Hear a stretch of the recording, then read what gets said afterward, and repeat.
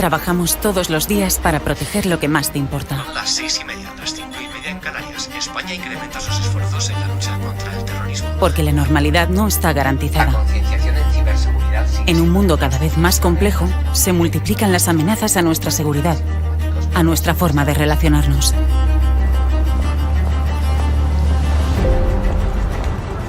Tratamos de anticiparnos a las amenazas, hacernos las preguntas adecuadas para conseguir las respuestas correctas. Buscamos información allá donde sea necesario. Nos apoyamos en la tecnología, pero nuestro activo más valioso sigue siendo la persona, el factor humano. Cuando conseguimos la información, la analizamos para entender cómo puede afectarnos. Sabemos que lo que pasa en cualquier lugar del planeta puede tener efectos sobre nuestra vida cotidiana. Contrastamos el resultado de esos análisis porque juntos somos más fuertes. La inteligencia que elaboramos es clave para la toma de decisiones. Defendemos nuestro modo de vida y creemos que la mejor defensa es la inteligencia. Para seguir garantizando la seguridad del suministro. Las tensiones geopolíticas de los últimos días en distintas partes del mundo están impactando sobre la evolución de los principales indicadores económicos. Nunca bajamos la guardia. Mientras, nos llegan imágenes en directo de la desarticulación de una célula terrorista que planeaba atentar evidentemente en España y a desencadenar el... Nuestro éxito es la normalidad.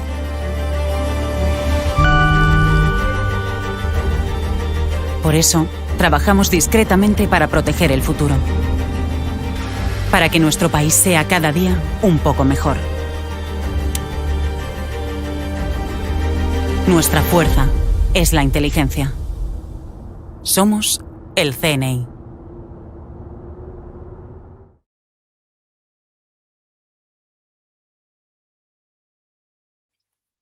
Hola, bienvenidos a mi programa de mi canal Sector 9, Televisión de YouTube, que trata sobre espionaje y servicios secretos, enfocado siempre hacia la cultura de los servicios de inteligencia, la geopolítica y el espionaje.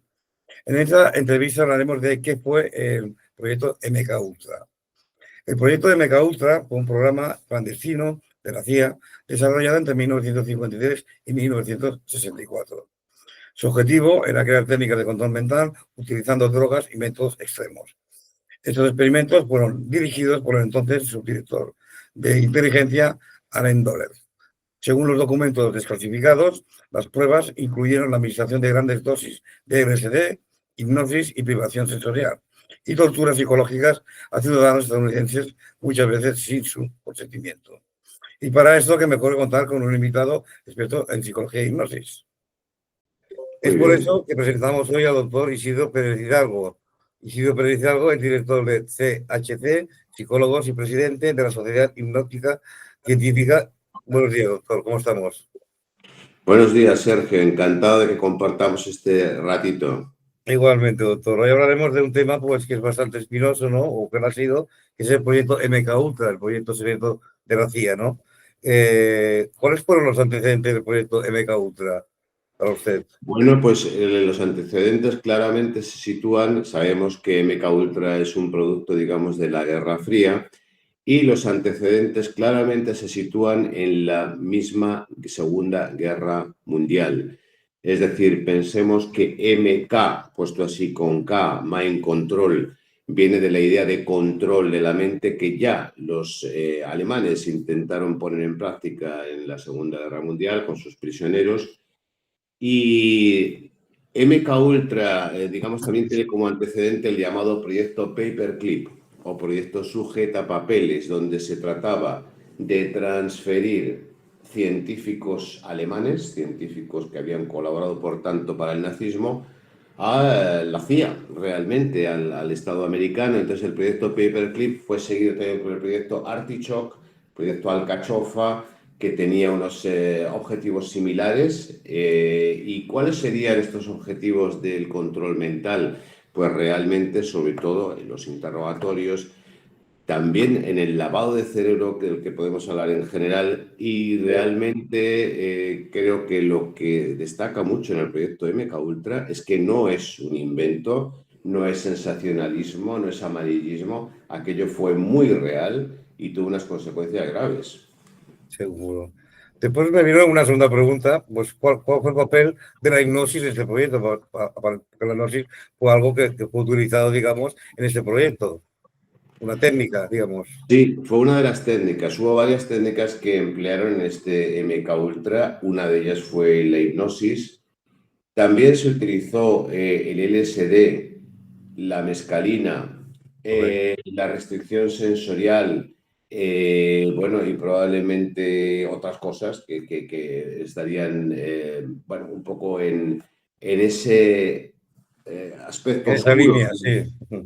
Sí, pero además hay un aspecto oscuro, Sergio, que es cómo realmente se han destruido muchos de los documentos donde se reflejaba la actividad de MK Ultra. Realmente Richard Helms, en el año que era el director de la CIA, en el año 73, decide realmente destruir prácticamente todo porque la cosa veían que estaba poniéndose muy seria, porque se estaba descubriendo lo que se había hecho. La hipnosis fue una más de las técnicas que se emplean en MK Ultra. Hay que decir también que no fue tan eficaz como ellos esperaban. Claro.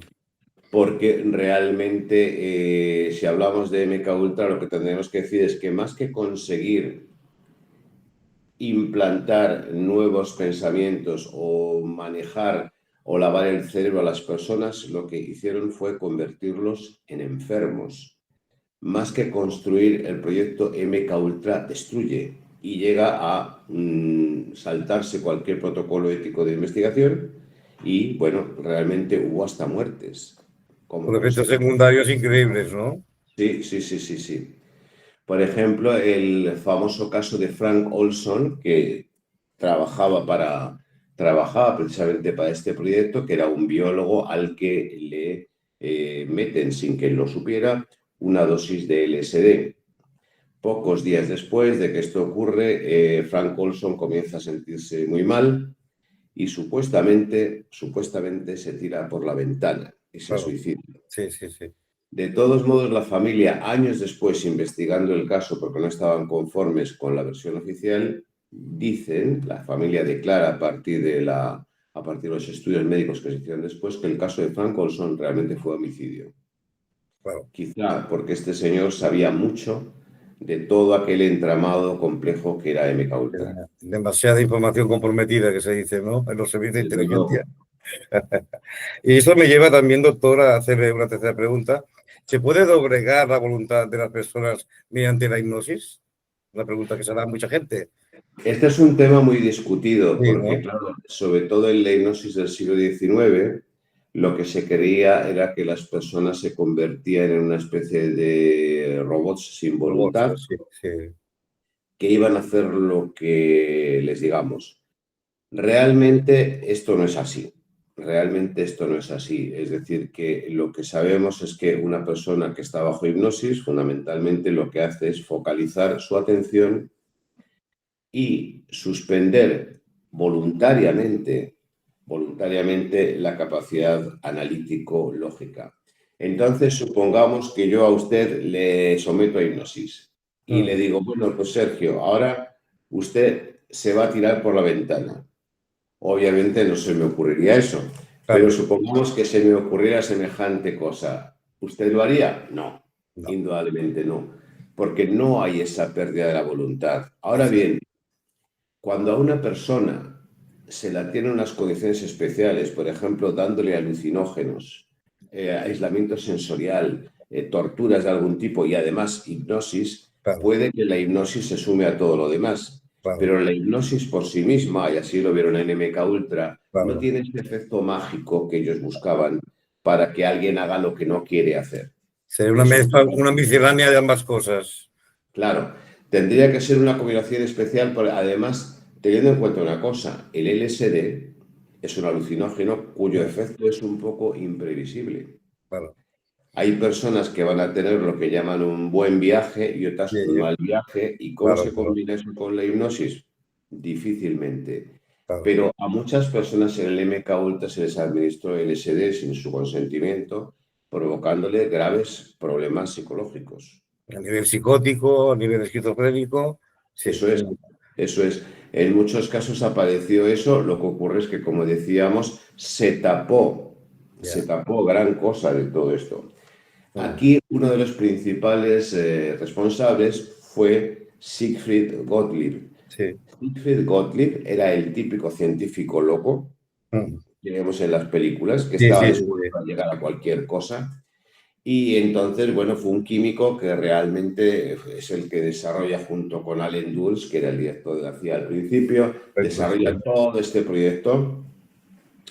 Y en 1974, cuando llevaba ya 20 años aquello de funcionamiento, aunque es verdad que había disminuido un poco la actividad desde el año 64, en 1974 el New York Times publica un artículo demoledor sobre lo que estaba pasando, lo que había ocurrido con MKUltra. Eso cambia las cosas. Como un Watergate, ¿no? Pero a nivel ya de Exactamente. De hecho, prácticas poco antes había muy ocurrido el agresivas por parte de Watergate. la CIA, claro, sí, sí, sí. Claro, poco antes había ocurrido el Watergate de Nixon, y entonces lo que sucede en el 74 es que cuando se publica aquello es un escándalo a nivel internacional.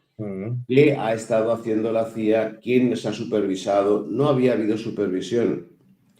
Porque además, Sergio, cuando realmente hay personas sometidas a cosas como el LSD o como electroshocks, que fue otra de las cosas También brutales que cierto, se cierto. empleó, en muchos casos no fueron tampoco médicos ni científicos los que lo aplicaron, sino agentes de inteligencia que no tenían un gran conocimiento sobre este tema. Que no tenían una formación específica, como psiquiatras o neurólogos, por ejemplo. Simplemente eran espías, agentes del gobierno de la CIA.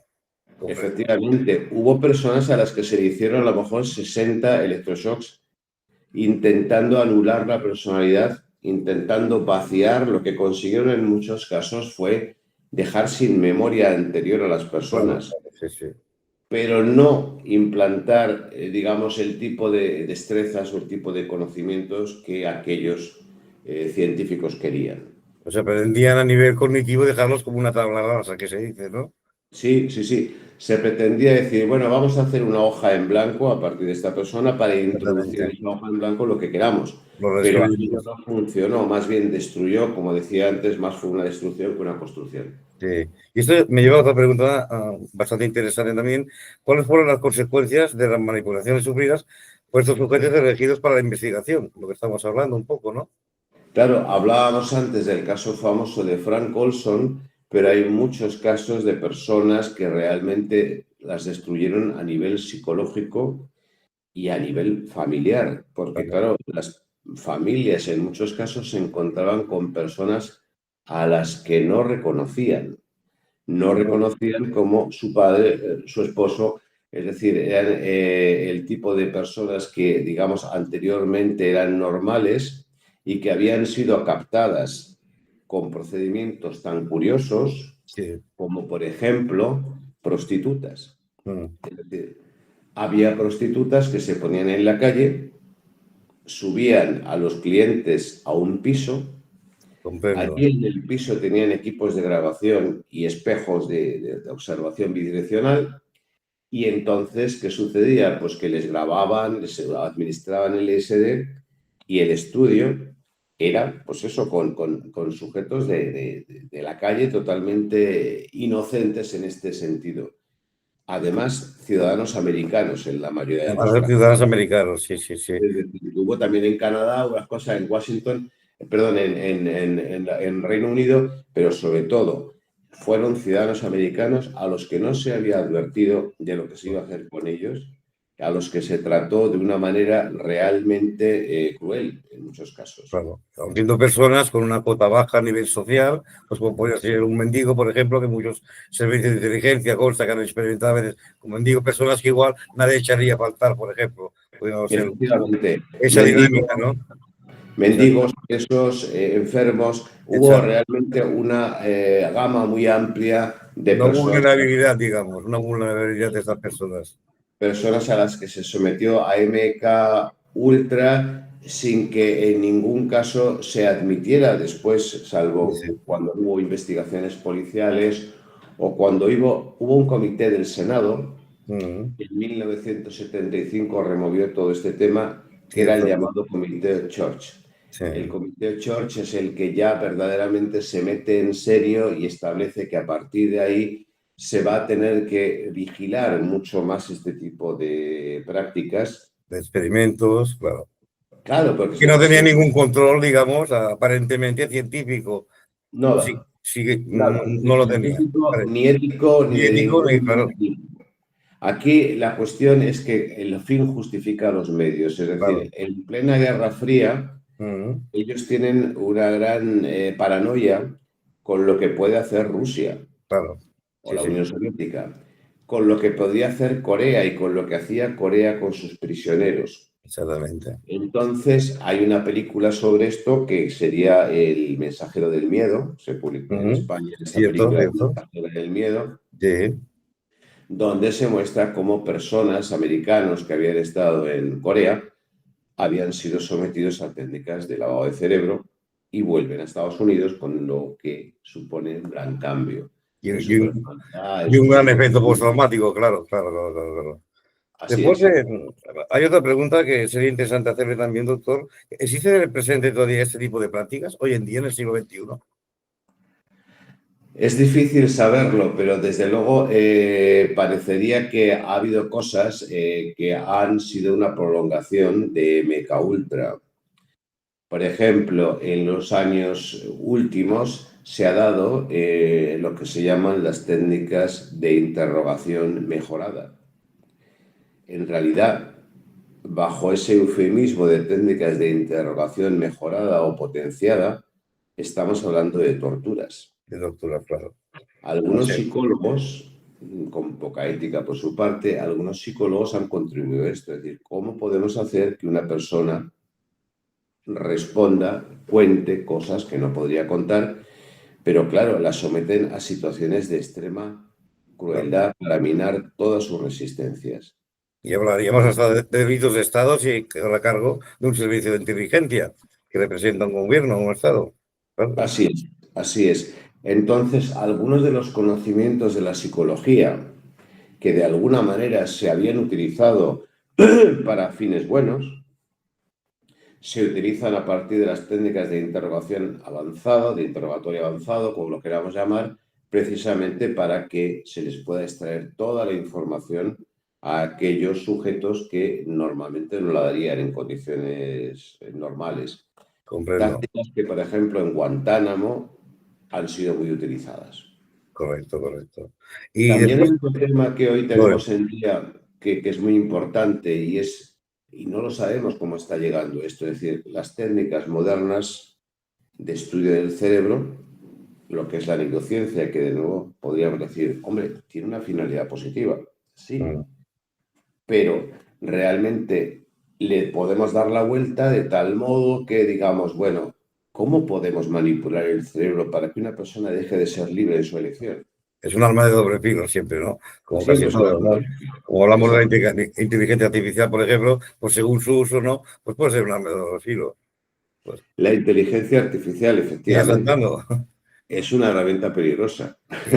Ahora me ha venido a la cabeza, por ejemplo, con Donald Trump ahora en el poder, próximamente ya hoy, el señor Elon Musk, que es el presidente de Tesla, como usted sabe, más la inteligencia artificial tan avanzada que tenemos hoy en día, que habría la posibilidad de que intentaran un MKUltra actualizado en este siglo XXI, pero ya a través de la inteligencia artificial. Viene del libro, Esa posibilidad es real, El problema, como siempre, es que no sabemos lo que está sucediendo en la trastienda, lo que está sucediendo en esas investigaciones, pero así como en MKUltra se destinó bastante dinero a este tipo de investigaciones, hubo 150 subproyectos del proyecto original, podríamos pensar que ahora podría haber también mucho dinero para investigaciones de cómo controlar nuestra mente.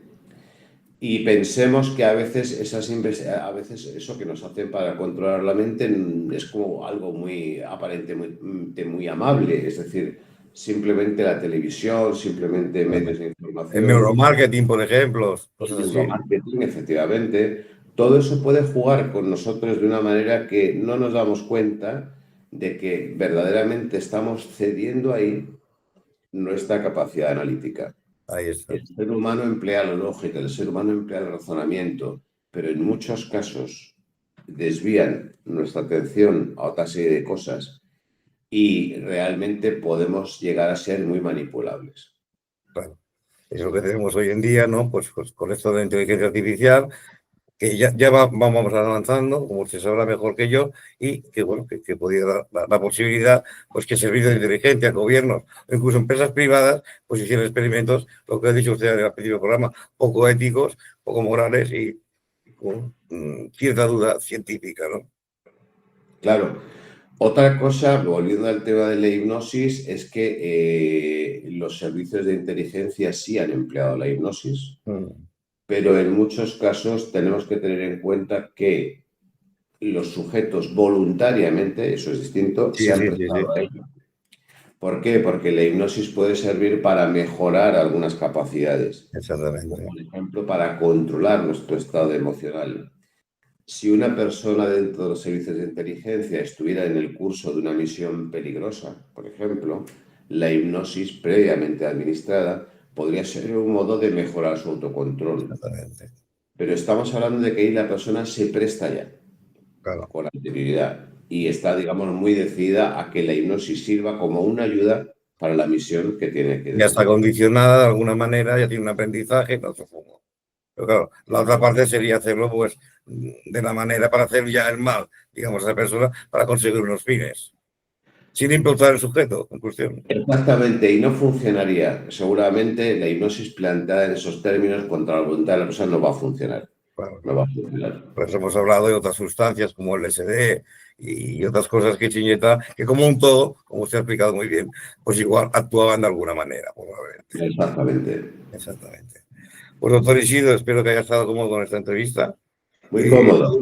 Todo un placer y gracias por haber estado con nosotros en esta entrevista tan apasionante. Y si usted lo desea, pues le esperamos en otros futuros programas. Pues será un placer y felicidades porque creo que este programa, con esa misión que tiene de difundir un poco la cultura de los servicios de inteligencia, bueno, pues me parece fascinante, desde luego. Sí, porque siempre nos basamos en películas, ¿no? Y en series por televisión, y no todas son persecuciones, ni mujeres bombón, ¿no? O sea, es una cosa mucho más pragmática, ¿no? El espionaje. Por eso, pues, su colaboración inestimable, desde luego, y sobre todo con este proyecto MKUltra, que existió de verdad. O sea, una cosa que se han hecho en muchas películas, muchas series, pero que lo tratamos de una forma más científica y empírica. Existió de verdad, lamentablemente, sí. Pues muy agradecido y hasta la próxima. Encantado, Sergio. Hasta pronto, entonces. Saludos. Bueno, amigos, llegamos al final de este programa de Sector 9 de Televisión, en el cual nos hemos encontrado fraternalmente con el doctor Isidro Pérez Hidalgo, con el cual hemos compartido un tema tan interesante como lo que fue el proyecto MKUltra, desde la visión de un acreditado experto. Por eso confiamos en que podamos coincidir próximamente, más más con este erudito colaborador, en otros temas similares y de interés para la comprensión de la mente humana en el espionaje. Doctor Isidro, todo un placer y gracias por haber estado con nosotros en esta entrevista tan apasionante. Espero que este programa os ayude a entender mejor el mundo del espionaje, la geopolítica y los servicios secretos. Y sobre todo, si no deseáis, suscribiros a mi canal de YouTube. Gracias. Vuestro para siempre, Sergio Parás.